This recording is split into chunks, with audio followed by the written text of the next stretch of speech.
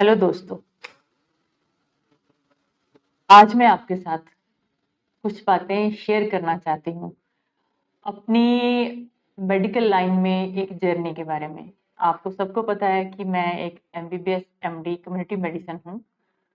मैंने एमबीबीएस के 10 साल बाद अपनी एमडी करी, क्योंकि जब मैं पढ़ रही थी, मैंने एमबीबीएस करी थी, उसके बाद मैंने प्रैक्टिस करी।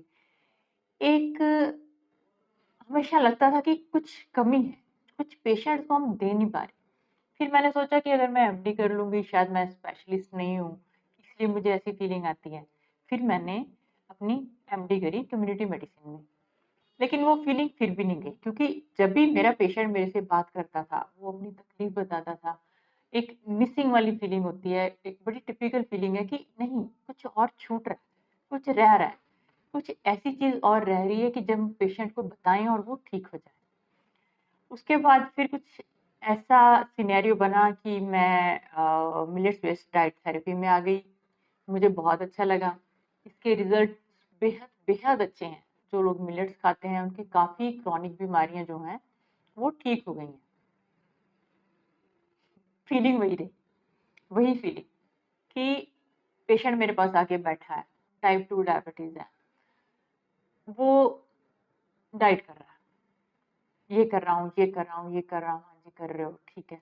मैडम मैं ठीक क्यों नहीं हो रहा? मैं भी सोचती हूँ भैया ये ठीक क्यों नहीं हो रहा? सब तो कर रहा है। फिर मैं जब ऐसे कोई पेशेंट ठीक नहीं होता, आपको पता है मैं बहुत देर तक उससे बात करती रहती हूँ।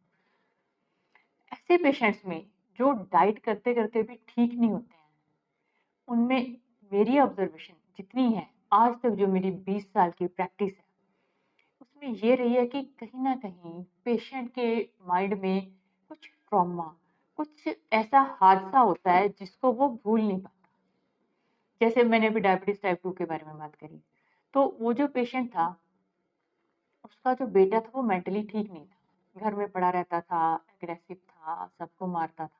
तो उस पेशेंट ने मुझे बोला, बोला क्या, उसके मुँह से निकल गया कि डॉक्टर साहब, अगर मेरा बेटा ठीक हो जाएगा तो मेरी टाइप 2 डायबिटीज़ ठीक हो जाएगी।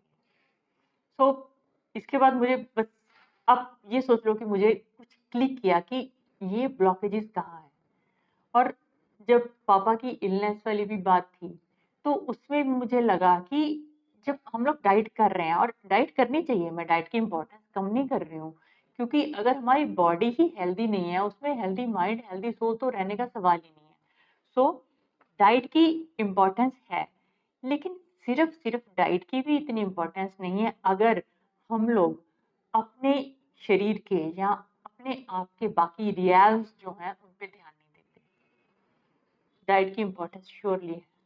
सो जो एक मेरे माइंड में कीड़ा कह सकते हैं आप, मेरे माइंड में एक कीड़ा रहता था कि कुछ और हीलिंग का पार्ट होना चाहिए, कि कुछ मेरे से मिस हो रहा है, हुए जा रहा है। पेशेंट्स को जो ठीक नहीं हो रहे, वो ब्लॉकेजेस कहाँ हैं? वो हीलिंग कहाँ से छूट रही है? तो ये करते-करते मैं काफ़ी सर्च करती रहती थी, पढ़ने का शौक है, पढ़ती रहती थी कि कहाँ से इसको हीलिंग दी जाए, जो रिज़ल्ट्स नहीं आते वो क्यों नहीं आते? और एक ऑब्ज़र्वेशन मेरी हमेशा ये रही थी कि जहाँ बहुत अच्छे रिज़ल्ट्स नहीं हैं, वो कहीं न कहीं मेंटल ट्रॉमा पेशेंट का चल रहा है। किसी के भाई की डेथ हो गई है, किसी के साथ कोई अब्यूज़ हो गया है, कोई जना किसी टॉक्सिक रिलेशनशिप में है, उसको हैंडल नहीं कर पा रहा है। सो अल्टीमेटली मुझे ये क्लियर हो रहा था कि माइंड के लेवल पे हीलिंग बंदे की सिर्फ डाइट खाने से तो हो नहीं सकती। हाँ, ठीक है, अच्छी डाइट है, न्यूरोट्रांसमीटर्स आपके सही रहेंगे, दैट आई एग्री। लेकिन फिर भी जो ट्रॉमास हैं, उनकी हीलिंग के लिए क्या किया जाए? तो ये सर्च करते-करते मतलब मुझे एनएलपी के बारे में पता चला। NLP is neuro linguistic programming. तो मैंने रिसेंटली इसका कोर्स कंप्लीट किया है। बहुत वंडरफुल एक्सपीरियंस था। इसके रिज़ल्ट्स भी मैंने देखे, अपने साथ वालों पे देखे, अब मैं पेशेंट्स पे अप्लाई कर रही हूँ, अच्छे रिज़ल्ट्स आ रहे हैं। तो आज मैं आपको एनएलपी के बारे में बताना चाहती हूँ। हम लोग जब अपनी ज़िंदगी जी रहे होते हैं, तो हमारी ज़िंदगी के 5 रियाज़ कह लो या 5 एस्पेक्ट्स कह लो, 5 पहलू हैं। एक हो गया अपना हेल्थ, दूसरा हो गया करियर, तीसरा हो गया फाइनेंशियल, चौथा हो गया आपकी इनर लाइफ, और पाँचवाँ हो गया आपके रिलेशनशिप्स। सो एक जो इंसान है, वो इन पाँचों पहलुओं में अच्छा होना चाहता है, एक हेल्दी हैप्पी लाइफ चाहता है, वो हमारी करंट स्टेट है। तो इसका मतलब क्या हुआ कि हमारे जो ये 5 पहलू हैं, वो हमारी करंट स्टेट मतलब वो आज की स्टेट है। और कुछ लोगों की आज की स्टेट अच्छी हो सकती है और कुछ लोगों की ये स्टेट अच्छी नहीं भी हो सकती, वो किसी बेटर स्टेट पे जाना चाहते हैं। तो उस एक इन पाँचों पहलुओं में हम लोग करंट स्टेट पे हैं, हमारी फेवरेबल नहीं है। हम किसी डिज़ायर्ड स्टेट में जाना चाहते हैं। मान लो कोई कहता है कि मैं अभी 10,000 कमा रहा हूँ, मैं चाहता हूँ कि जी मैं तो 50,000 कमाऊँ। रिलेशनशिप में ये हो रहा है कि मेरे बेटे के साथ, मेरे बच्चे के साथ अच्छी रिलेशनशिप नहीं है। मेरा बेटा मेरी बात माने, मेरा बच्चा मेरी बात सुने। करियर मेरा कोई फेवरेट करियर नहीं है, मैं बहुत फँसा हुआ हूँ, ये मैं करना नहीं चाहता हूँ, मैं अपना करियर स्विच ओवर करना चाहता हूँ। तो हमारी एक करंट स्टेट होती है और हमारी एक डिज़ायर्ड स्टेट होती है। एनएलपी ऐसे टूल्स, टेक्निक्स और मेथड्स हैं जो हम लोगों को अपनी करंट स्टेट से हमारी डिज़ायर्ड स्टेट की तरफ लेके जाते हैं। एनएलपी को हम लोग एक और तरीके से भी समझ सकते हैं। हमारी बॉडी में 80 बिलियन नर्व सेल्स हैं, न्यूरॉन्स हैं और 60 ट्रिलियन बॉडी के सेल्स हैं। अब ये बात तो क्लियर है कि ब्रेन ऑर्डर करेगा तो बॉडी कुछ काम करेगी।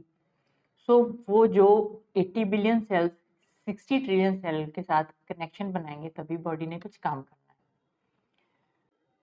हम लोग प्लान करते हैं कि सुबह 5 बजे उठना है। कितने लोग उठ पाते हैं? यहाँ पे बहुत लोग बड़े शौक से डाइट करने आते हैं कि हम लोग ये करेंगे, वो करेंगे, बहुत अच्छे रिजल्ट्स हैं, बहुत बीमारी में। कितने को लोग कर पाते हैं? अभी हम लोग डायबिटीज टाइप 2 पे एक स्टडी बना रहे थे। पीजीआई चंडीगढ़ वालों के साथ मिलकर हम लोग स्टडी करने की कोशिश कर रहे हैं। हम लोगों ने कम से कम 200 पेशेंट्स का डाटा इकट्ठा किया और मज़ेदार बात ये कि इसमें इतने अच्छे रिजल्ट्स होने के बावजूद भी सिर्फ 50% लोग वापस आए हम लोगों के पास। 50% नहीं है। हम लोगों ने रिट्रोन को कॉल करके पूछा तो डाइट नहीं होती, मेरे को टाइम नहीं मिलता, मल्टीपल फैक्टर्स हैं। मतलब ये हुआ कि आपके जो न्यूरॉन्स हैं वो बॉडी को ऑर्डर नहीं दे पा रहे। जो जो एक न्यूरॉन्स एक्शन पोटेंशियल क्रिएट करेंगे तब बॉडी काम करेगी। और इस केस में हो क्या रहा है? इसको बोलते हैं न्यूरल रेजिस्टेंस। आपके जो न्यूरॉन्स हैं एक रेजिस्टेंस क्रिएट कर रहे हैं, वो बॉडी नहीं सुन रही है उनकी, उनमें एक मिसमैच चल रहा है। और जो एनएलपी है वो आपकी न्यूरल रेजिस्टेंस को कम करके बॉडी में जो एक्शन पोटेंशियल क्रिएट करके वो बॉडी को वर्किंग में लेके आती है। इस तरह भी हम लोग एनएलपी को समझ सकते हैं। हमारी लाइफ में क्या चलता रहता है? एक मूवमेंट से दूसरे मूवमेंट में तीसरे मूवमेंट चलती रहती है लाइफ। हर मूवमेंट में, हर पल में हम लोग एक नया एक्सपीरियंस लेते रहते हैं। हमारा एनवायरनमेंट हम लोग को एक एक्सपीरियंस देता है। एनवायरनमेंट है वो हम लोग को कुछ एक्सपीरियंस मिला। अब एक मज़ेदार बात यह है कि वो जो एक्सपीरियंस है हम लोग वो डिट्टो नहीं लेते। जो बाहर से आया वो एक्सपीरियंस हम लोग वो नहीं लेते।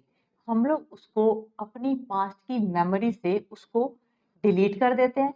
जो पार्ट हम लोग को अच्छा लगता है वो रख लेते हैं, नहीं तो उसको डिस्टॉर्ट कर देते हैं, नहीं तो उसको जनरलाइज कर देते हैं। और वो जो बाद में जो बन जाता है उसके बेस पे हम लोग आगे वाले लाइफ का डिसीजन लेते हैं। थोड़ा कॉम्प्लिकेटेड है, मैं एग्जांपल देके समझाती हूँ। इसमें हम लोग एग्जांपल ले सकते हैं कि मान लीजिए एक छोटी लड़की है, स्कूल में अपना टिफिन लेके जाती है और रोज देखती है कि उसका टिफिन तो किसी ने खा लिया। बड़ी परेशान होती है कि मेरी रोज मम्मा फेवरेट चीज देती हैं लेकिन कोई ना कोई मेरा टिफिन खा जाता है। धीरे धीरे उसको पता चलता है कि उसका बेस्ट फ्रेंड एक जो लड़का है वो उसका टिफिन उससे चोरी छिपे खा जाता है। बहुत हर्ट होती है, बड़ा बुरा लगता है, बहुत रोती है। अब ये जो मेमोरी है कि उसके बेस्ट फ्रेंड ने जो उसका बहुत क्लोज था उसका टिफिन खा लिया, ये एक एक्सपीरियंस उसने लिया जो उसके माइंड में स्टोर। अब यही लड़की जब बड़ी होती है, ये जब शादी करेगी, ये अपने पार्टनर को भी उतना ट्रस्ट नहीं कर पाएगी क्योंकि बैक ऑफ द माइंड वो जब भी अपने पार्टनर से बात करेगी, कुछ डिस्कस करेगी, वो जो उसका एक्सपीरियंस है मेल्स को लेके एक जनरल एक्सपीरियंस बन जाएगा कि सारे मेल्स ही ऐसे करते हैं। तो वो जो उससे कम्युनिकेट करेगी वो पास्ट के एक्सपीरियंस से करेगी। ये मतलब मान लीजिए उसका पार्टनर बेहद जेन्युइन है फिर भी उसके माइंड में रहेगा कि हाँ, बॉयज़ ऐसे हैं, वो धोखा देते हैं, वो झूठ भी बोलते हैं, वो चोरी छुपे भी काम करते हैं। वो जो अपना उसका डीलिंग है अपने पार्टनर के साथ, वो उस एक्सपीरियंस से करे, तो हो सकता है उसकी लाइफ में कुछ कॉन्फ्लिक्ट्स आएँ। और ये मैं एक बात बता दूँ, ये सारा सबकॉन्शियस लेवल पे होता है। ये उसको पता नहीं चलेगा, उसने ये अपनी मेमोरी कहीं अंदर छुपा के अंदर-अंदर कहीं पड़ी है। उससे जब हम बात करेंगे या कोई टेक्निक लगाएँगे, तब उसकी ये मेमोरी उसको बिना बताए, जो आपका काउंसलर है, उसको पता चलेगी कि हाँ, इसके साथ ऐसा हुआ था और इसीलिए ये अपने पार्टनर के साथ ऐसे बिहेव कर रही है।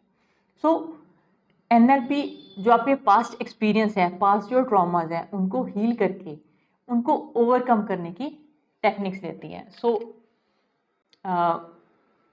मैं अब एक एनएलपी काउंसलर हूँ, तो यहाँ पे हम लोगों ने अब काउंसलिंग स्टार्ट कर दी है, 1 टू 1 काउंसलिंग, और ऑनलाइन काउंसलिंग भी मैंने स्टार्ट कर दी है। इसके जो मैं नंबर अभी आपको नीचे डिस्प्ले कर देती हूँ, अगर किसी को किसी तरह की भी हेल्प की ज़रूरत है, तो प्लीज़ ज़रूर कॉन्टैक्ट करें।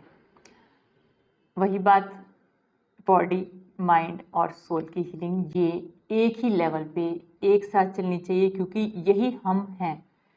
अपने आप को फिजिकल बॉडी की तरह देखना बंद करिए और अपने आप के साथ कनेक्ट होना सीखिए। अपने आप के साथ थोड़ी देर बैठना सीखिए। आप मतलब चकित हो जाएंगे, वंडर में आ जाएंगे कि आपकी लाइफ कैसे बदलती है। और मेरा सबको एक ही संदेश होता है, काइंडली डू मेडिटेशंस, डू प्राणायाम्स।